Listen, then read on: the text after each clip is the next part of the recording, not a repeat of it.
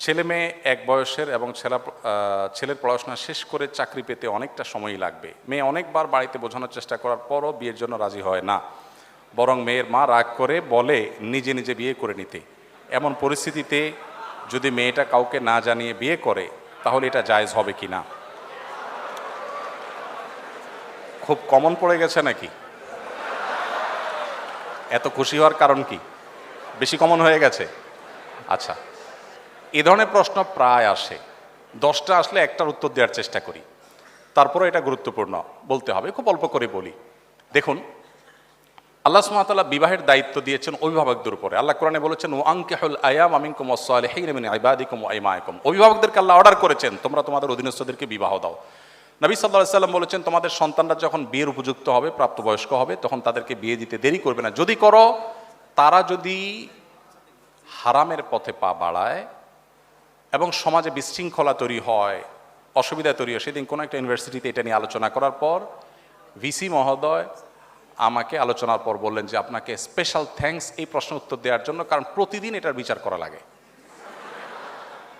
তো আমি বলতে চাই যে নবী সাল্লাল্লাহু আলাইহি ওয়াসাল্লাম বলেছেন, যদি সন্তানরা বিয়ের উপযুক্ত হয়, অভিভাবকদের কর্তব্য তাদেরকে বিয়ে দেওয়া। যদি না দেয় এবং সন্তানরা যদি বিপদগামিতার পথে পা বাড়ায়, সমাজে বিশৃঙ্খলা সৃষ্টি হয়, তাহলে সেক্ষেত্রে কি হবে?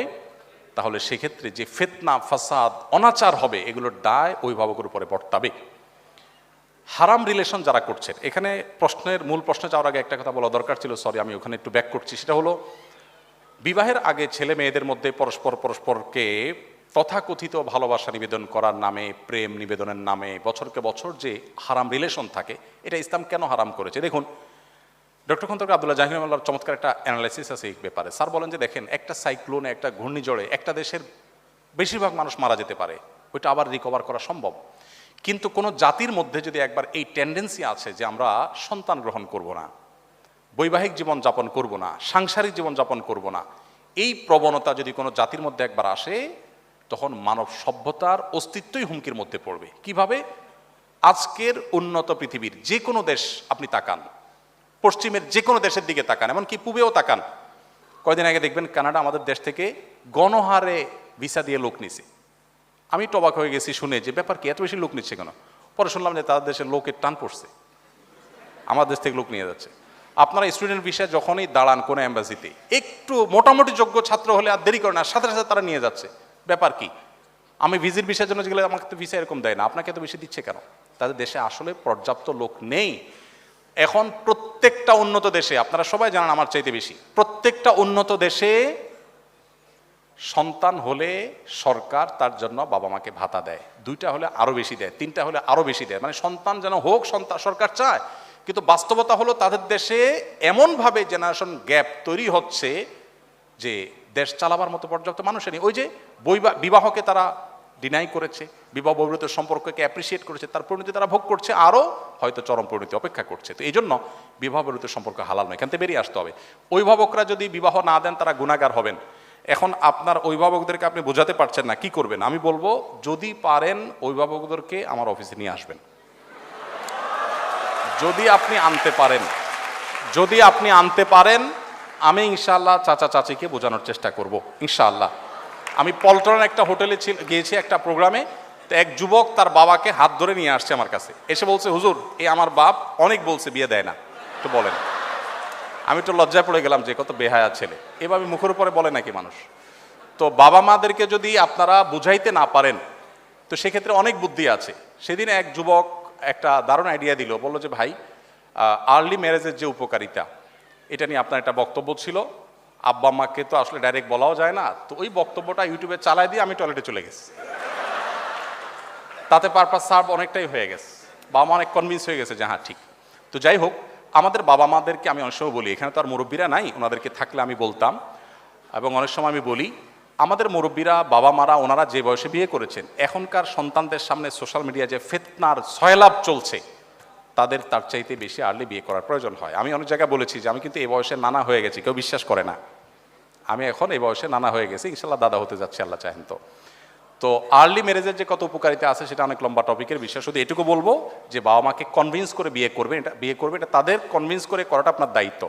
হানাফি মাযহাব অনুযায়ী প্রাপ্তবয়স্ক মেয়ে নিজে নিজে সিদ্ধান্ত নিয়ে বিয়ে করলে বিয়েটা বাই ল কোরআন হাদিসের আলোকে শুদ্ধ হয়ে যাবে, যদিও অন্যান্য ইমামদের মতে অভিভাবকের সম্মতি ছাড়া মেয়ের বিয়ে বিশুদ্ধ হবে না। তো এই জায়গাটাতে আমি বলবো বোনদেরকে, ভাইদেরকে, যে বাবা মাকে কনভিন্স করার চেষ্টা করুন, নানাভাবে কনভিন্স করার চেষ্টা করুন। এটা সিরিয়াস ইস্যু, এবং তাদেরকে জানিয়ে বিয়ে করা ভালো। অনেকে বলে হুজুর পালিয়ে বিয়ে করা যাবে কিনা, আমি বিয়ে তো চুরি না, পালাতে হবে কেন? কনভিন্স করে অভিভাবকদেরকে বুঝিয়ে তারপরে করেন। এই চ্যালেঞ্জগুলো ওভারকাম করতে হবে। আপনি যুবক মানুষ, বিশ্বজয় করবেন কিভাবে শুধু বিয়ে যদি করতে না পারেন বাপ মাকে বুঝিয়ে? বিয়ে করার ব্যাপারে বাপ মাকে যদি ভালো করে বোঝাতে না পারেন, আপনি দুনিয়া জয় করবেন কোত্থেকে? এই ছোট কাজটা যদি না পারেন, চ্যালেঞ্জ নিতে হবে, কিন্তু তাদেরকে বোঝানোর চেষ্টা করতে হবে। আর কত বুদ্ধি দেবো, একটা ছোট টিপস দিয়ে শেষ করি। এলাকার ইমাম সাহেব হুজুরের সাথে বাইল করবেন, হুজুরে ভালো করে চা নাস্তা খাওয়ায় বলবেন, হুজুর আমার আব্বাকে একটু এই বিষয়টা ভালো করে বুঝান, তাহলে কনভিন্স করে ফেলেছে।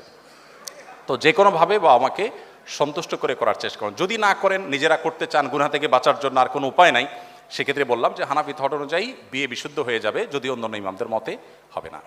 মেডিকেল ক্যাম্পাসে অনেক স্টাডি পার্টনার দেখা যায়, ছেলে মেয়ে। আমার প্রশ্ন হলো, পড়াশোনার জন্য এভাবে অপোজিট জেন্ডারের ফ্রেন্ড বানানো কি জায়েজ হবে? দেখুন, আপনারা তো খুশি হওয়ার কারণ কি আমি বুঝলাম না। আচ্ছা যাক, দেখুন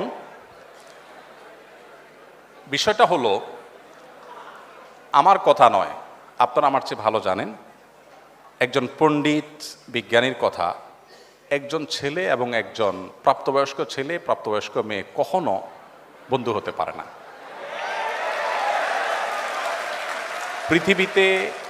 পৃথিবীতে মানুষের তৈরি 10টা শ্রেষ্ঠ মিথ্যার মধ্যে একটা মিথ্যা হলো এটা। আপনি যদি বলেন যে না আমার কোনো অসুবিধা হয় না,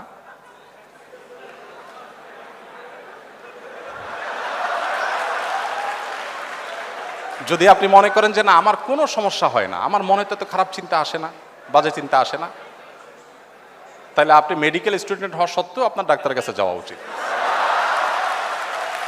অথবা আপনি আপনার কথায় অসত্যবাদী, দুইটার একটা। দেখুন, আমি বলছি না যে কোনো হোয়াটসঅ্যাপ গ্রুপে, কোনো মেসেঞ্জার গ্রুপে বা কোনোভাবে শরিয়ার পর্দা মেনটেন করে একে অন্যের সাথে পড়াশোনা বিষয়গুলো শেয়ার করা যাবে না, তা বলছি না। আপনি সেফটি নিশ্চিত করে যদি এটা করেন, আপনি অবশ্যই করতে পারেন, কিন্তু সেফটি নিশ্চিত করতে হবে। শরিয়া কেন পর্দার কথা বলেছে? দেখুন, গোটা পৃথিবীতে একটা প্রচেষ্টা দেখবেন যে আমাদের মুসলমানদেরকে মেয়েদের মুখোমুখি দাঁড় করানো হয়, যেন মেয়েদের বিরুদ্ধে ইসলাম সব কিছু করেছে। আমরা গত পরশুদিন সম্ভবত বুয়েটে আলোচনা করেছিলাম যে আমাদের প্রিয় নবী সাল্লাল্লাহু আলাইহি ওয়াসাল্লাম নারীদের জন্য কি করেছেন।